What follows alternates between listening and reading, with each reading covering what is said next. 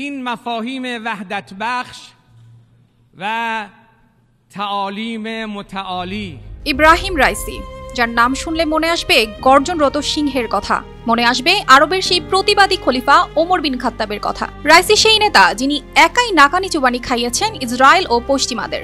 ফিলিস্তিন ইস্যুতে যেখানে বিশ্বের সব নেতা নিশ্চুপ, সেখানে একাই সিংহের ন্যায় কাল হয়ে দাঁড়িয়েছেন বর্বর ও নির্লজ্জ ইসরায়েলদের ওপর।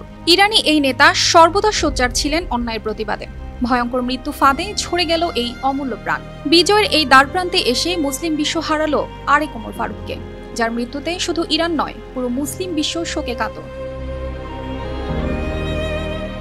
এই মহান নেতার জীবনেও ছিল ব্যাপক উত্থান পতন। প্রেসিডেন্ট হিসেবে সহজ ছিল না তার যাত্রা। তিনি এমন এক সময় ইরানের হাল ধরেছেন যখন ইরান তীব্র অর্থনৈতিক সমস্যা, ক্রমবর্ধমান আঞ্চলিক উত্তেজনা এবং বিশ্ব শক্তিগুলোর সঙ্গে পরমাণু চুক্তি পুনরুজ্জীবিত করার আলোচনা সহ একাধিক চ্যালেঞ্জের মুখোমুখি। এতগুলো সমস্যা থেকে ইরানকে বের করে এনেছিলেন এই নেতা। ইরানকে করেছেন বিশ্বের পরমাণু শক্তিধর দেশগুলোর মধ্যে অন্যতম। রাইসি দায়িত্বভার গ্রহণের পর একাধিক ঘটনার সাক্ষী থেকেছে ইরান, যার মধ্যে 2022 সালে ইরান জুড়ে ছড়িয়ে পড়া সরকার বিরোধী আন্দোলন, গাজায় ইসরায়েল ও ইরান সমর্থিত ফিলিস্তিনি গোষ্ঠী হামাসের মধ্যে চলমান যুদ্ধ।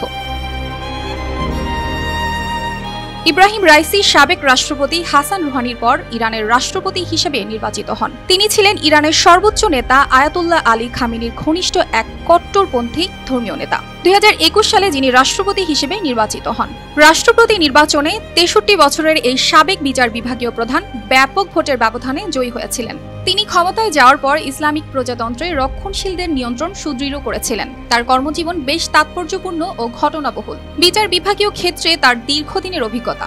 খুব অল্প বয়সে সাফল্য পান এই নেতা, কিন্তু বিতর্ক পিছু ছাড়েনি তার কাজের বিভিন্ন ক্ষেত্রে সমালোচনার শিকার হয়েছেন তিনি।